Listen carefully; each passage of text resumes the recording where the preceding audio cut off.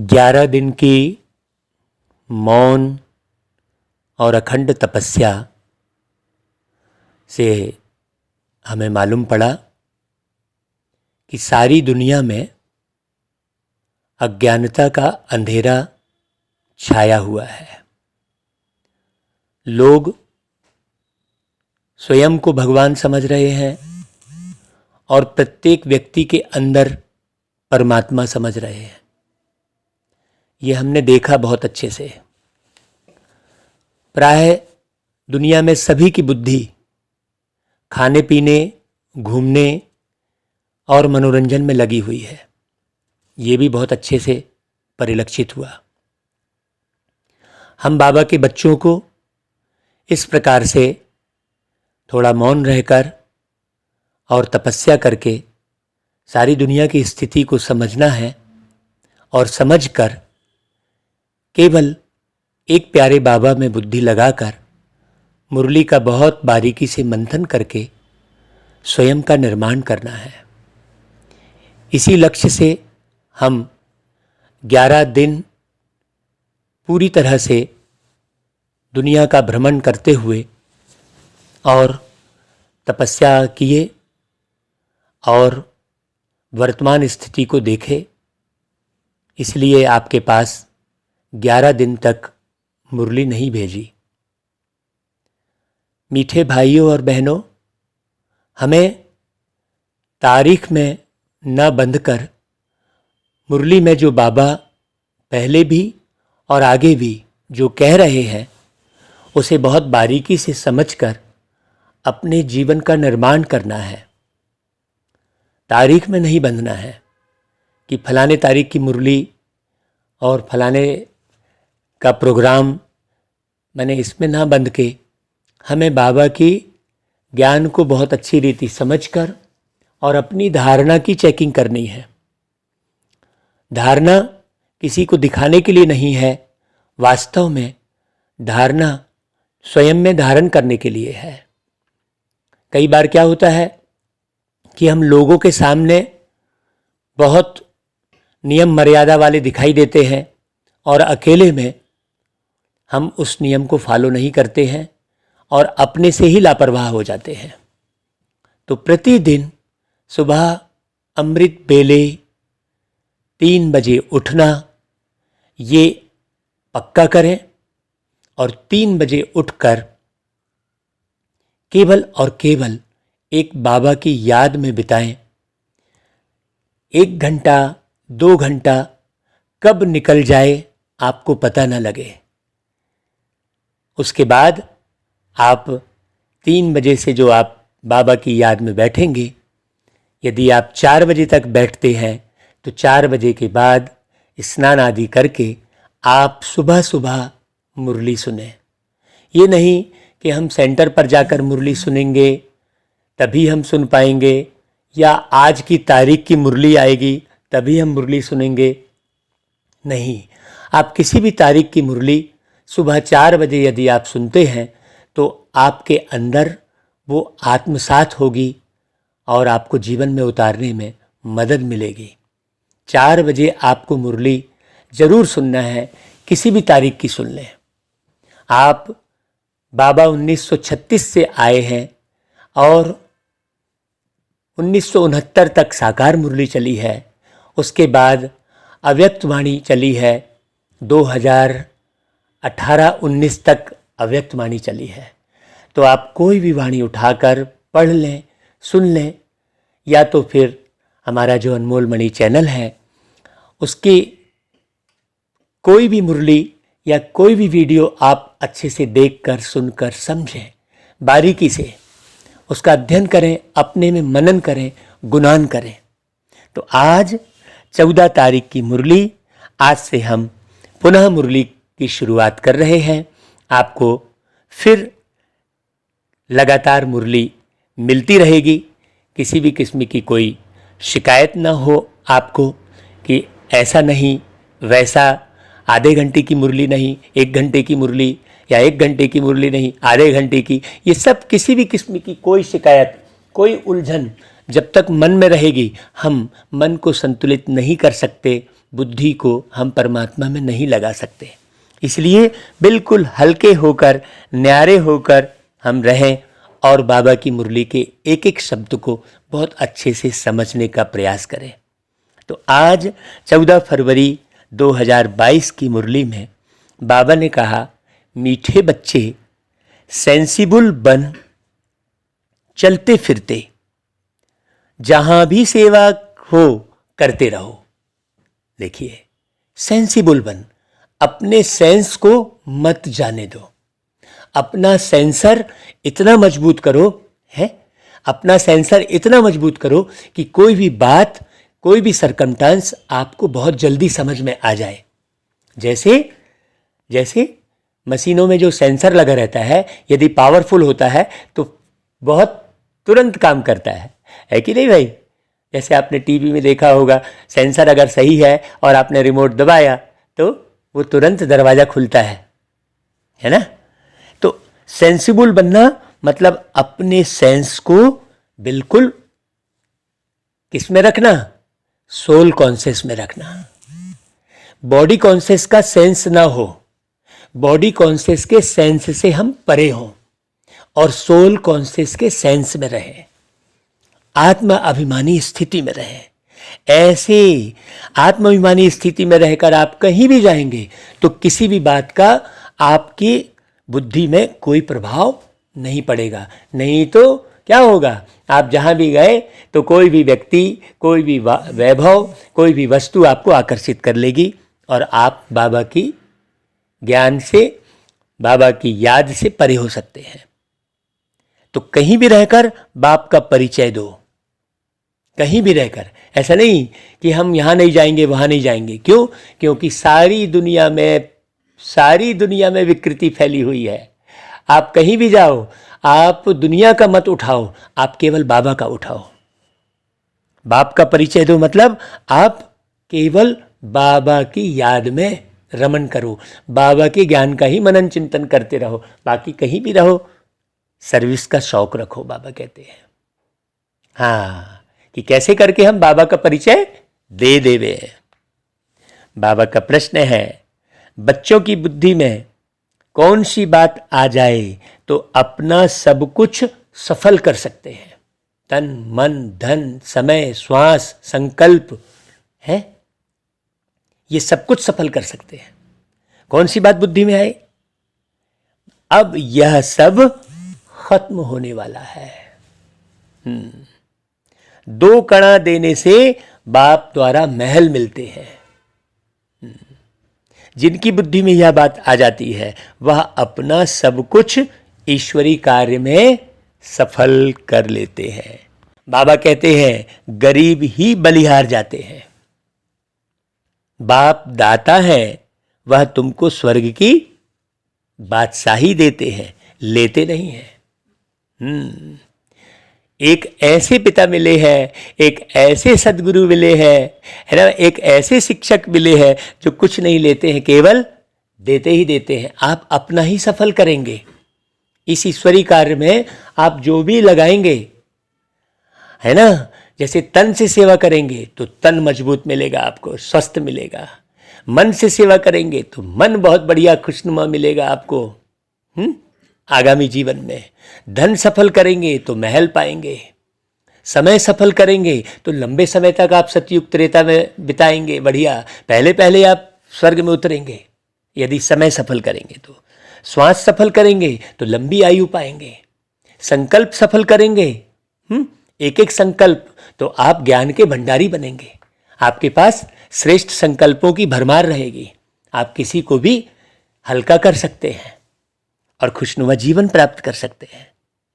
गीत बजा है प्रीतम आन मिलो, ओम शांति। प्रीतिमाएं अर्थात भक्तियां, ब्राइड्स अर्थात सजनियां। भक्तियां प्रीतम व साजन को बुलाती हैं। पुरुष और स्त्री सब मिलकर बुलाते हैं भगवान को। तो यहां पर पुरुष और स्त्री दोनों ही सजनियां हो गई, दोनों ही प्रीतिमाएं हो गई। शरीर की कोई बात ही नहीं है। तो कितने ढेरों के ढेर हैं पुरुष और स्त्री। बुलाते हैं तो इससे सिद्ध है जरूर प्रीतमाओं का कोई प्रीतम है। सब एक को बुलाते हैं कि हे परमपिता परमात्मा आओ, हम आपको बहुत याद करते हैं। यादगार तो बहुतों के बनाते हैं। अब वह सब है मनुष्यों के यादगार, जितने भी यादगार बनाए हैं, चाहे वो लक्ष्मी नारायण के मंदिर बनाए, चाहे वो महात्मा गांधी की मूर्ति लगाए, है ना भाई। यादगार जितने भी बनाए सब मनुष्यों के ही है भाई। लक्ष्मी नारायण भी मनुष्य की आकृति के दिखाई दे रहे हैं, वैसा ही जैसा आंख नाक कान मुख आपका है वैसा ही लक्ष्मी नारायण का भी है। तो वो मनुष्य ही है, बस दिव्य गुणों से संपन्न, इसलिए उन्हें देवता कहते हैं, है ना भाई। कृष्ण देवाय नमः, राम देवाय नमः कहते हैं, शंकर देवाय नमः। शंकर भी एक शारीरिक आकार दिखाई दे रहा है। तो यादगार सब किसके हैं? मनुष्यों के हैं। ऐसे भी बहुत हैं जो लक्ष्मी नारायण, राम सीता आदि देवताओं को याद करते हैं, क्योंकि मनुष्य से देवता ऊंच है, तब तो मनुष्य देवताओं की पूजा करते हैं भाई। नंबरवार ऊंच और नीच तो है ही, इस पर ध्यान नहीं देना है। हमें अपनी जिंदगी का निर्माण करना है। बाकी नंबरवार ऊंच और नीच तो है ही। हम वो ऊंच और नीच के चक्कर में पड़ते रहेंगे, अरे वो कहाँ है, वो तो बोल रहा है, वो कहाँ बन रहा है, हम उसके बनने के चक्कर में ना पड़े हैं। जनरली व्यक्ति फेल कहाँ हो जाता है? जब व्यक्ति व्यक्ति को देखने लगता है। मान लो किसी साधु संत ऋषि मुनि ने बहुत अच्छा प्रवचन किया और प्रवचन के आधार पर वो नहीं बना, जैसा वो प्रवचन कर रहा है वैसा उसका आचरण नहीं दिखाई दिया, तो हम क्या करते हैं कि उसके आचरण को देखकर उसके बताए हुए श्रेष्ठ वक्तव्य को भूल जाते हैं। तो हमें किसी के आचरण को नहीं देखना है, हमें ज्ञान को देखना है। यहाँ पर बात वही है कि ऊंच और नीच तो है ही है, हमें ऊंच और नीच को नहीं देखना है। यह तो सब जानते हैं कि वास्तव में यहां दुनिया में ऊंच और नीच है, लेकिन ऊंचे से ऊंचा कौन है? भगवान है। भगवान को कहा जाता है। तो फिर हमें देखना किसको है? हमेशा परमात्मा को देखना है, बाबा को देखना है, जो आकर हमें पढ़ा रहे हैं। फिर है ब्रह्मा विष्णु शंकर सेकंड में, फिर है ब्रह्मा और जगदम्बा। मुख्य वह है, या तो सिर्फ बच्चों की ही बुद्धि में है कि ऊंचे ते ऊंचे बाबा द्वारा हमको ऊंचे ते ऊंचा वर्षा मिलता है, परंतु उस बाप को जानते ही नहीं। जब बाप आए तभी आकर अपना परिचय दे भाई। बाप कहते हैं मैं तुम बच्चों के सिवाय और कोई से मिल नहीं सकता हूं, क्योंकि तुम ही ऊंचे बनते हो। तुम ही नर से नारायण और नारी से लक्ष्मी बनते हो, इसलिए बाबा किससे मिलते हैं? ये कितनी खुशी की बात है भाई। तो बहुत आते हैं, कहते हैं महात्मा जी से मिले। यहां तो वह बात है ही नहीं। यहां बाप और बच्चों का ताल्लुक है। यहां भक्त और भगवान वाली बात भी नहीं है, आत्मा और परमात्मा वाली बात भी नहीं है। यहां तो आत्मा बच्चे परमात्मा बाप से मिलते हैं। बाकी कोई का कुछ काम है तो और बात है। बाप मुरली भी बच्चों के आगे ही चलाते हैं। प्रदर्शनी में भी तुम सिद्ध कर बतलाते हो कि सबके फादर एक वही बाबा है। वो लोग तो कहते हैं वह नाम रूप से न्यारा है। तुम बतलाते हो उनका नाम भी है, रूप भी है, तो देश भी है, चित्र भी है, उनको बुलाते भी हैं। तो जैसे आत्माएं आती हैं वैसे परमात्मा भी आते हैं। शिव के मंदिर में भी बैल दिखाते हैं, उसको नंदीगण कहते हैं। तो इससे सिद्ध है कि शिव परमात्मा आते हैं। फिर क्यों कहते हैं वह आ ही नहीं सकते? मनुष्य कितने बुद्धू हैं, दिखाते भी हैं बैल की भ्रुकुटी में शिव। परमात्मा भी बरोबर भ्रुकुटी के बीच में ही रहते हैं आके। अब यहां पर एक बात बड़ी समझने की है। जैसे भ्रुकुटी के बीच में आत्मा रहती है वैसे ही परमात्मा रहते हैं। तो कौन सी भ्रुकुटी के बीच में रहेंगे भाई? जो बोल सकता है, देख सकता है, समझ सकता है, उस भ्रुकुटी के बीच में रहेंगे ना। अब नंदी तो कोई बोल नहीं सकता, कोई बात समझ नहीं सकता, उनका अपना जीवन है, कोई बात बता नहीं सकता, तो उनकी भ्रुकुटी में कैसे बैठेंगे? सोचने की बात है। मनुष्य कहते जरूर हैं गॉड फादर, परंतु फादर का नाम क्या है तो कोई बतला नहीं सकते। गॉड फादर कहते हैं, भाई नाम भी तो होगा कुछ। लौकिक फादर का नाम तो फौरन सुनाएंगे, शिव बाबा के नाम भी ढेर रख दिए हैं। वास्तव में नाम तो एक ही होना चाहिए, है ना भाई? भाई एक ही नाम आपका आधार कार्ड में रहेगा, ऐसे 10 नाम थोड़ी रहेंगे आपके आधार कार्ड में, है ना भाई? आधार मतलब आधार कार्ड बोल रहे हैं, है ना भाई? माने एक नाम का ही आधार लेकर हम जिंदगी जीते हैं, तो भगवान का नाम भी एक ही होना चाहिए ना भाई? बाप ही इन सब बातों की रोशनी देते हैं। मनुष्य तो इस समय तुच्छ बुद्धि बन गए हैं, अल्प को नहीं समझते। वेद शास्त्र आदि पढ़ना यह है भक्ति मार्ग। समझते हैं भक्ति से भगवान मिलेगा। भगत भी मनुष्य ही ठहरे, उन्हों को भगवान मिलना तो जरूर है, परंतु कब मिलेगा यह किसको भी पता नहीं है। मिलेगा मिलेगा बोलते हैं, भक्ति मार्ग में किसको साक्षात्कार हुआ? समझते हैं बस भगवान मिल गए, इससे मुक्ति को पा लिया, क्योंकि भगवान जब मिलते हैं तो मुक्ति ही देते हैं। वह है ही सबको मुक्ति और जीवन मुक्ति देने वाले दाता, पतितों को पावन करता, दुख हरता, सुख करता। बाप तो है ही दाता, 2 कणे के बदले महल दे देते हैं, सारे स्वर्ग की बादशाही दे देते हैं। बाबा कहते हैं अब सब कुछ खत्म होने वाला है, स्पष्ट आकर बता रहे हैं। इस कारण इस कार्य में लगाकर सफल कर लो, तुमको रिटर्न भविष्य में मिलेगा।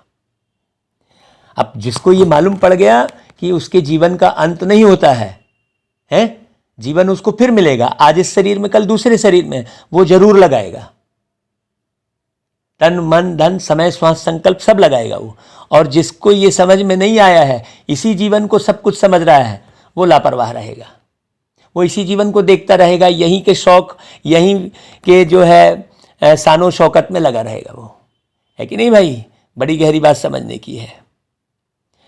तो बाबा कहते हैं साहूकार कोई बाप को पा नहीं सकते, बलिहार जा नहीं सकते, गरीब बच्चे ही बलिहार जाते हैं। अगर कोई सेंसिबल हो तो रास्ते चलते भी सेवा कर सकते हैं। चलते चलते पहले किसका मित्र बन जाना चाहिए, फिर बैठकर ज्ञान सुनाना चाहिए। अभी 11 दिन हमारे ऐसी ही मनसा वाचा कर्मणा, ऐसी सेवा में, ऐसी तपस्या में बीते। हमने मुरली को जो है 11 दिन तक मुरली के ज्ञान का बहुत अच्छे से उपयोग किया। हाँ, हमने कहा कि नहीं, कुछ क्षण हम मुरली को प्रैक्टिकल रूप में रोज सुना रहे हैं, रोज आप सुन रहे हैं। कुछ समय आप ये ध्यान दें कि जितना पढ़ा है, क्या हमने प्रैक्टिकल में उसे जीवन में उतारा है? क्या हम उसे उतार सकते हैं कि बस केवल पढ़ते ही रहेंगे, बस सुनते ही रहेंगे, है? इसलिए भाई आपको 11 दिन तक मुरली नहीं मिली कि देखो आपको 11 दिन तक मुरली नहीं मिली तो आपने क्या किया उस 11 दिन? दूसरे की कही हुई वाणी सुन ली, नहीं तो फिर क्या हो रहा था? अभी क्या हो रहा था कि नहीं भाई हमको तो इनकी मुरली ही पसंद आती है, क्यों, ये बहुत अच्छा सुनाते हैं। तो आप कहाँ उलझ रहे थे? इनकी और उनकी में ही उलझ रहे थे, है कि नहीं भाई? हाँ, बड़ी गहरी बात समझने की है। तो बाबा कहते हैं देखो कि भाई मित्र बना लो और ज्ञान सुनाओ। ज्ञान बिल्कुल ही सहज है, सिर्फ पूछो परम पिता परमात्मा का कब नाम सुना है आपने? कितनी फर्स्ट क्लास बात है। परम पिता कहने से वह सबका बाप हो जाता है। जैसे बिच्छू नर्म चीज देखेगी तो डंक मारेगी, तुम भी यही धंधा करो। हाँ, बाबा ने बहुत अच्छा उदाहरण दिया, नर्म चीज देखेगी बिच्छू तो डंक मारेगी। बहुत अच्छा उदाहरण दिया। सबको राजयोग भी सिखलाओ तो सतयुग में प्रिंस प्रिंसेस बनेंगे। वहां तुमको गोरे बच्चे मिलेंगे। गोरे बच्चे मतलब कोई चमड़ी वाली बात नहीं कर रहे बाबा। तो यह समझाना है कि बाप से वर्षा लेना है, इसमें सारी बुद्धि की बात है। किसको कैसे साक्षात्कार होता है, किसको कैसे है, वह भी एम ऑब्जेक्ट बतलाने के लिए। बाबा कहते हैं तुम मुझे याद करेंगे और पवित्र रहेंगे तो ऐसा पद पाएंगे। इकट्ठे रहकर पद पाना, यह है बड़ी मंजिल। हाँ भाई, युगल ब्रह्मा बाबा तो भाई जानकी दादी है ना भाई, गृहस्थी थे ना। हाँ, हमारी शिवानी बहन जी गृहस्थी है ना भाई। बड़ी गहरी बात समझना है, इकट्ठे रहकर मंजिल पाना। यह बड़ी मंजिल है, इकट्ठे रहकर। और संग टूट जाए, एक संग जुट जाए, इसमें ही मेहनत है? वो भी इकट्ठे रहकर। आप साथ में हो और आपकी बुद्धि कहाँ लगी है? परमात्मा के साथ लगी है। आप घर गृहस्थ में हो और आपने साथी किसको बनाया है? प्यारे बाबा को बनाया है। ये बड़ी मंजिल है भाई। सन्यासी तो सब कुछ छोड़कर चले जाते हैं, यहाँ बाबा इकट्ठे रहकर बोल रहे हैं। मतलब आपको साकार में भी इकट्ठे रहना है और अपनी बुद्धि से भी भगवान के साथ इकट्ठे रहना है। है गहरी बात। तो यहां तो इकट्ठे रहकर बुद्धि में रखना है कि यह पुरानी दुनिया खत्म हुई पड़ी है, हमको वापस जाना है, फिर हम स्वर्ग में जाकर राज्य करेंगे। अब पुरानी दुनिया का विनाश तो होना ही है, यह बुद्धि में रख पुरुषार्थ करना है। यहां पर बुद्धि कहीं भी अटकानी नहीं है, मन मर्जी चलानी नहीं है। यार मेरे को ये इच्छा हो रही है यहां जाऊं, ये खरीदूं, वो करूं, नहीं। अभी इच्छा मात्रम अविद्या। 8 घंटा इस याद की सर्विस में रहो। 8 घंटा याद की सर्विस में। कोई कहते हैं यह कैसे हो सकेगा? भक्ति मार्ग में जो कृष्ण के भगत है वह भी सब तरफ से बुद्धि को हटाए एक कृष्ण को ही याद करते होंगे। कोई राम का भगत है, अच्छा राम को याद करो, राम की राजधानी को याद करो। सो भी जब निरंतर याद करे तब अंतुमति सो गति होगी ना भाई। किस सेकंड आप शरीर छोड़ने वाले हो कोई ठिकाना तो है नहीं है, तो निरंतर याद रखना पड़ेगा, तब अंतमति सो गति होगी। तो राम को याद करके राम की राजधानी में जाए, यह भी मेहनत है। ऐसी मेहनत सिखलाने वाला कोई है नहीं। श्लोक भी है, अंतकाल जो स्त्री से मिले। अगर कोई सन्यासी है, गुरु है, उनको भी याद करना पड़े तो अंतमति सो गति हो। सीधी बात। पहले पूछो कहाँ जाना चाहते हो? वापिस तो जाना है, परंतु कहाँ है? क्योंकि भक्ति से ताकत नहीं मिलती है जो एक से बुद्धि लगा सके। भक्ति तो भटकते हैं, आज इसको भजा कल उसको भजा, आज ये गीत सुन रहे कल वो गीत सुन रहे हैं, आज देवी जी के गीत सुन रहे कल राम जी के गीत सुन रहे, राम जी की निकली सवारी तो कभी दुर्गा मैया है। तो सर्वशक्तिमान तो एक परमपिता परमात्मा ही है ना, उनका ही पार्ट नूंधा हुआ है। ऊंचे ते ऊंचा बाप है, उनको याद करो तो उनके देश में जाएंगे।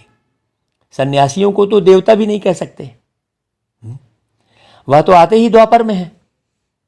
भगवान स्वयं आकर कहते बच्चे मुझे याद करो, और सृष्टि चक्र पर भी समझाते हैं। मूल बात, सृष्टि चक्र तो दुनिया में कहीं कोई जानकारी है ही नहीं किसी को, तो फिर चलेंगे कैसे जिससे तुम चक्रवर्ती राजा बन जाएंगे। यह नॉलेज बाप ही समझाते हैं। चित्रों पर तुम समझा सकते हो। ऊंचे तो ऊंचा है निराकार भगवान, वह रहते हैं मूल वतन में, वह भी ऊंचे ते ऊंचे हैं। हम देवताएं भी वहां ही रहते हैं। सूक्ष्म वतन में सूक्ष्म देवताएं रहते हैं, वहां सृष्टि का चक्र है नहीं। अभी सूक्ष्म वतन में सूक्ष्म देवताएं रहते हैं। मतलब क्या हुआ? अभी मतलब ये हुआ कि अभी हम समझ रहे हैं उन देवताओं के बारे में जिन जैसा हमको बनना है। ये सूक्ष्म बातें अभी हम समझ रहे हैं, तो अभी विचारों में है। सूक्ष्म वतन मतलब अभी हम साकार में नहीं हैं, अभी हम विचारों में हैं कि हम देवता बन रहे हैं, बने नहीं हैं। फिर साकार में आएंगे, दिखेंगे, तो वहां पर देवता ही देवता रहेंगे, वहां मनुष्य तो होंगे ही नहीं।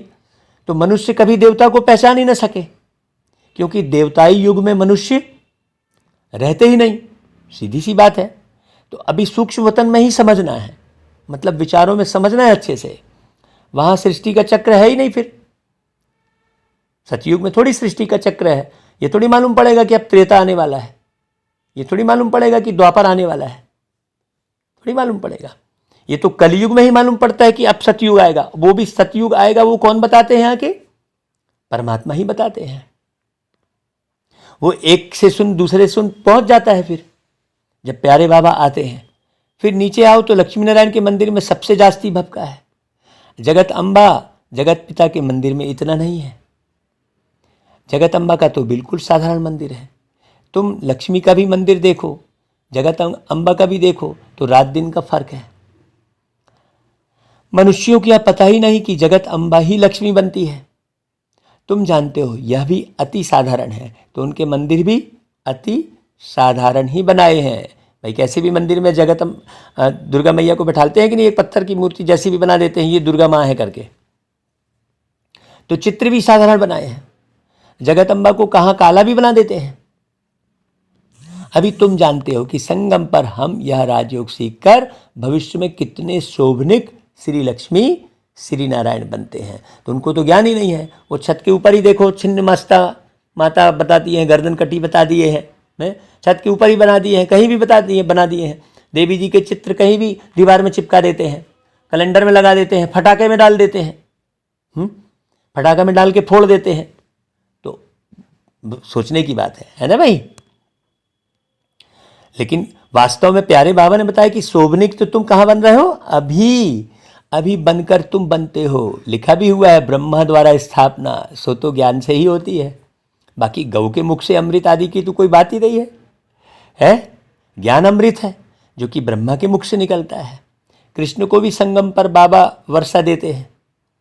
संगम होने कारण उन्होंने शिव के बदले कृष्ण का नाम लिख दिया है। अब तुम जानते हो जगत अम्बा ही लक्ष्मी बनती है।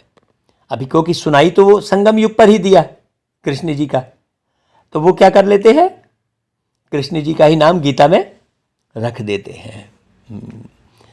तो संगम होने के कारण ऐसा करते हैं। अब तुम जानते हो जगत अम्बा ही लक्ष्मी बनती है, और लक्ष्मी ही 84 जन्म ले फिर जगत अम्बा बनती है।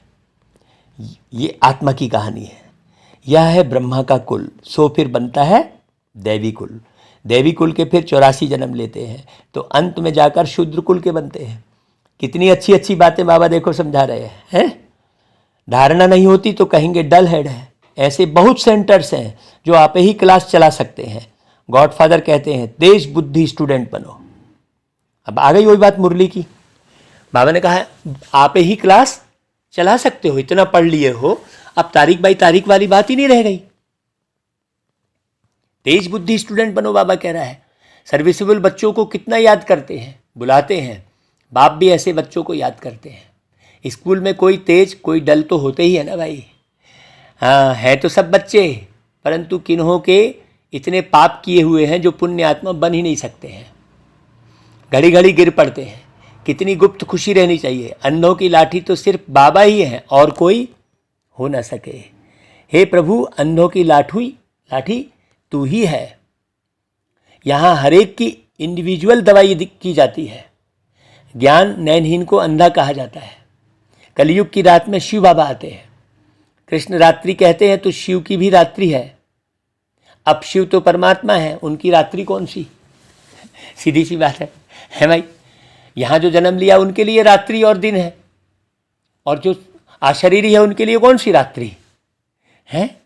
तुम जानते हो कलयुग के अंत और सतयुग के आदि को ही रात्रि कहा जाता है। भक्ति मार्ग के धक्के खाकर सब तंग हो गए हैं। या तो कहते हैं परमात्मा बेअंत है, या तो कहते हैं हम ही परमात्मा है। कितना समझाया जाता है। कोई कोई को सर्विस का बहुत शौक रहता है, बाबा को भी शौक है, परंतु बाबा कहाँ जाए है? यह लॉ नहीं है। सन सोच फादर, भाई बच्चे तो ढेर है ना, ढेर आते भी रहेंगे, क्यू में बाहर बैठ जाएंगे।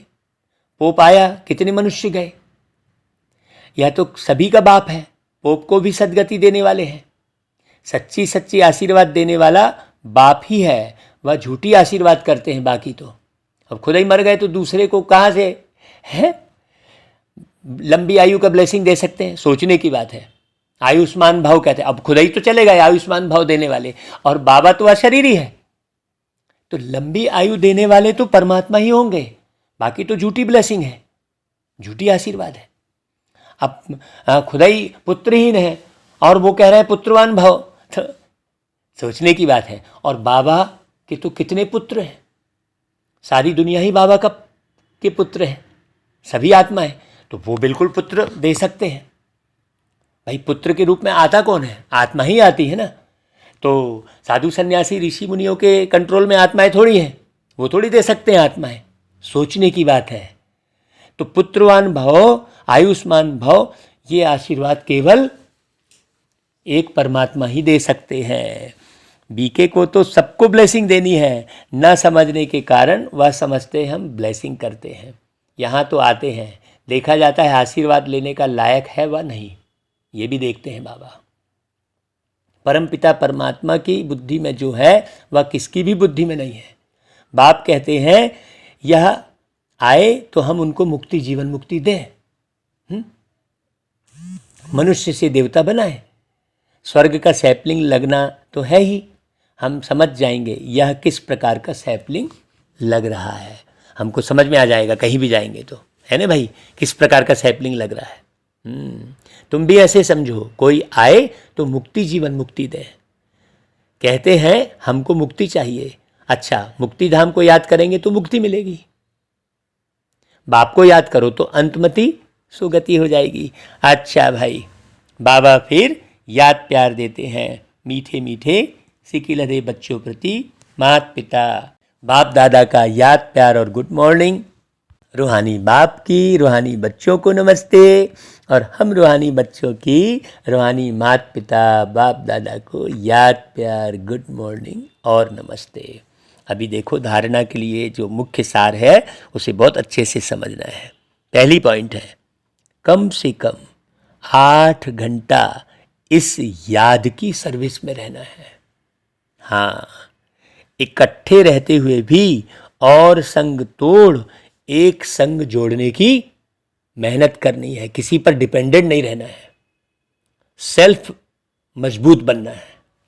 हाँ, कि ये करे तो मैं करूं, है ना भाई, ये साथ रहे तो मैं चलूं, ऐसा बिल्कुल डिपेंडेंट नहीं होना है।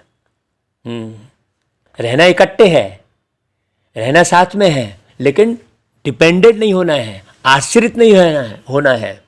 हाँ, दूसरी पॉइंट, तेज बुद्धि स्टूडेंट बनना है, जल्दी कोई बात को समझना है, तेज बुद्धि, अपनी बुद्धि को इधर उधर वस्तु व्यक्ति वैभव में नहीं फंसाना है, डल हेड नहीं बनना है। बाबा कहते हैं बाप समान अंधों की लाठी बन, सबको मुक्ति जीवन मुक्ति का रास्ता बताना है। अच्छा भाई, वरदान, अल्पकाल के सहारे के किनारों को छोड़ बाप को सहारा बनाने वाले यथार्थ पुरुषार्थी भव। अल्पकाल के आधारों का सहारा जिसको किनारा बनाकर रखा है, यह अल्पकाल के सहारे के किनारे अभी छोड़ दो, क्योंकि जो जिसके भी तुम साथ हो वो कब शरीर छोड़ के भाग जाए कोई ठिकाना नहीं है। तुम जिस वस्तु पर आधारित हो वो वस्तु कब खराब हो जाए कोई ठिकाना नहीं है। इसलिए अल्पकाल के सहारे को छोड़ दो। सदाकाल का सहारा कौन है?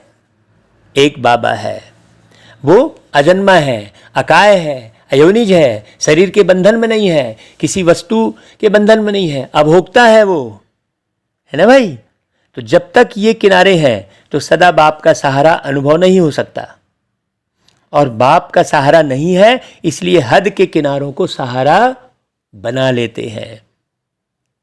अल्पकाल की बातें धोखेबाज हैं, इसलिए समय की तीव्र गति को देख अब इन किनारों से तीव्र उड़ान कर सेकंड में क्रॉस करो, तब कहेंगे यथार्थ पुरुषार्थी।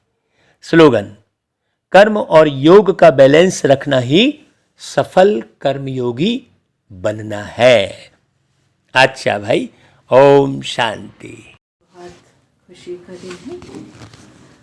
हमारे बीच हमारे आदरणीय अनमोल मणि भाई साहब उपस्थित हैं। आज हम उनके मुखारविंद से बाबा का महावाक्य सुन रहे थे, सुना हम सभी। और अभी हम सब थोड़ा सा चर्चा करेंगे। हम सब जानते हैं कि भागवत कथा करने जा रहे हैं और भागवत कथा, श्रीमद् भागवत कथा 7 दिन की होती है और डेट भी फाइनल हम सब ने जो किया, जैसे भाई साहब ने सहर्ष स्वीकार किया। आपका तो कई जगह ऐसा प्रोग्राम चल रहा है और बहुत जगह ऐसा ड्यू है। अभी आने वाले समय बहुत जगह कब डेट मांग रहे हैं, वो डेट अभी देते जा रहे हैं।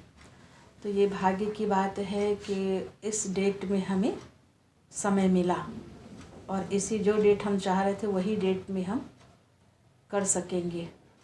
तो मैं भाई साहब से निवेदन करूंगी कि आप थोड़ी सी रूपरेखा बताएं। जैसे हम लोगों ने विचार किया, जैसे बाहर भागवत कथा होती है तो वैसे ही विचार तो किया था कि कलश यात्रा निकालेंगे और कलश यात्रा के साथ भागवत सिर पर लेकर के जैसे ही आगे बढ़ रहे होते हैं और थोड़ा सा और भी कुछ उसको रौनक लाने के लिए गीत संगीत का कार्यक्रम साथ में भी रखना चाहेंगे, या हो सके तो बैंड का भी एक अरेंजमेंट करेंगे कलश यात्रा के दिन फर्स्ट डे।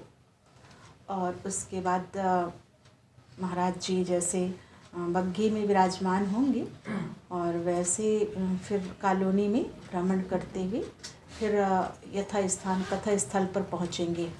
स्थान भी फाइनल हो गया है। अभी डोके साहब जी आए थे, भाई साहब आए थे और उन्होंने फाइनल कर दिया, स्थान आप ले सकते हैं, नो प्रॉब्लम।